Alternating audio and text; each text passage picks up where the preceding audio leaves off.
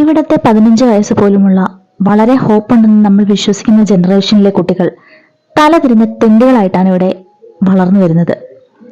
ആ റിയ സലീമിന്റെ വചനങ്ങളൊക്കെ വളരെയധികം സത്യമാണെന്ന് തോന്നിപ്പോയി അമേയ വിഷ്ണു ദമ്പതികളുടെ ഇന്റർവ്യൂ കണ്ടിട്ട്. കുറച്ച് അമേയ വചനങ്ങൾ പറയാം. ഭർത്താവിന് ജോലിയില്ലെങ്കിൽ അമ്മായിയപ്പനെ കൂലിപ്പണിക്ക് വിട്ട് ജീവിക്കും. എനിക്ക് ജോലിക്ക് പോകാൻ താല്പര്യമില്ല. ജോലിക്ക് പോകാതിരിക്കാൻ വേണ്ടിയിട്ടാണ് ഞാൻ കല്യാണം കഴിച്ചത്. ഭർത്താവ് ജോലി ചെയ്ത് വരാൻ അല്പം വൈകിയാൽ പിന്നെ മുതൽ ഞാൻ അവനെ ജോലിക്ക് വിടത്തില്ല.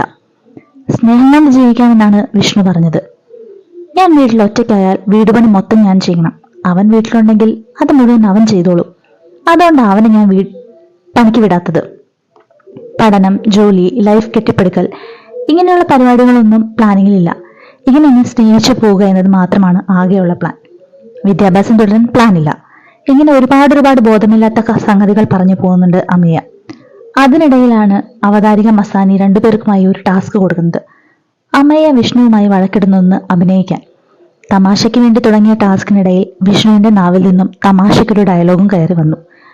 ഞാൻ ജോലിക്ക് പോകുന്നതാണ്, അല്ലാതെ നിന്നെപ്പോലെ വെറുതെ വീട്ടിലിരുന്ന് തിന്നുന്നത് അല്ല എന്ന്. വരേണ്ട ഡയലോഗ് തമാശയ്ക്കാണെങ്കിലും അവന്റെ നാവിൽ നിന്ന് അതങ്ങ് വന്നു. യെസ്, ഇത്രയൊക്കെയേ ഉള്ളൂ മനുഷ്യന്റെ കാര്യം. ഇന്നിതിവനൊരു തമാശയ്ക്ക് പറഞ്ഞതാണെങ്കിലും നാളെ അവനത് കാര്യമായി എടുത്തിട്ടില്ല എന്നതിൽ നല്ല ഉറപ്പുണ്ടോ? ബിക്കോസ് ഡയലോഗൊക്കെ അവന്റെ ഉള്ളിൽ തന്നെ കിടപ്പുണ്ടല്ലോ. ഏതായാലും അന്നാവും അവളുടെ ഇപ്പോഴത്തെ ബോധക്കിടക്ക് മാറാൻ പോകുന്നതും സ്വന്തമായി ജോലി ചെയ്യുന്നതിന്റെയും പഠിച്ച 4 അക്ഷരം കൊണ്ട് വരുമാനം ഉണ്ടാക്കുന്നതിന്റെയും വില അറിയാൻ പോകുന്നതും. അല്ലെങ്കിലും ഒരു പണിക്കും പോകാതെ സ്നേഹം മാത്രം വെച്ചെങ്ങനെ ജീവിക്കുക? ദിവസവും രാവിലെ എണീറ്റ് സ്നേഹം അടുപ്പത്തിട്ട് പോയിഞ്ഞാൽ വിഷമം മാറുമോ? അല്ലെങ്കിലും എത്രകാലം ഇങ്ങനെ പണത്തിനായി ഭർത്താവിന്റെ മുന്നിൽ കൈനീട്ടും? സ്വന്തമായ ഒരു ഇന്നർവെയർ വാങ്ങാനെങ്കിലും സ്വന്തം അധ്വാനിക്കുന്നതല്ലേ നല്ലത്? ഞാൻ എപ്പോഴും പറയാറുണ്ട്, അവനവന്റെ കയ്യിൽ വരുമാനമുണ്ടെങ്കിൽ അവനൊരു ഇന്നർവെയർ എങ്കിലും വാങ്ങാൻ പ്രാപ്തിയുണ്ടെങ്കിൽ മാത്രമേ കല്യാണം എന്ന സിസ്റ്റത്തിലേക്കൊക്കെ പോയാൽ മതിയെന്ന്. ഇല്ലെങ്കിൽ ആദ്യത്തെ പുതുമോടിയൊക്കെ കഴിഞ്ഞാൽ നാളെ സംഗതി അലമ്പാവും. സ്നേഹം മങ്ങും, കണക്ക് പറച്ചിൽ തുടങ്ങും, ബന്ധം വഷളാകും. അതിനാൽ എല്ലാവരും ഇൻഡിപെൻഡന്റ് ആയതിനു ശേഷം മാത്രം വിവാഹിതരാവുക.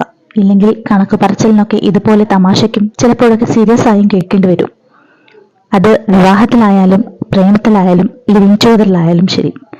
അവനൊരു ഇന്നർവെയർ വാങ്ങാനെങ്കിലും പ്രാപ്തിയുണ്ടെങ്കിൽ മാത്രം ഈ പണിക്കൊക്കെ നിൽക്കുക. ഇല്ലേ നാളെ ഒരിക്കൽ ആത്മാഭിമാനം തകർന്ന് നിങ്ങളല്ലാതായി മാറിയേക്കാം. എനിവേ, വിവരമില്ലായ്മ കണ്ടിട്ട് സഹതാപവും അവസ്ഥ കണ്ടിട്ട് സങ്കടവും തോന്നിയ ഒരു അപൂർവ ഇന്റർവ്യൂ ആയിരുന്നു ഇവരുടേതെന്ന് പ്രത്യേകം പറയുന്നു.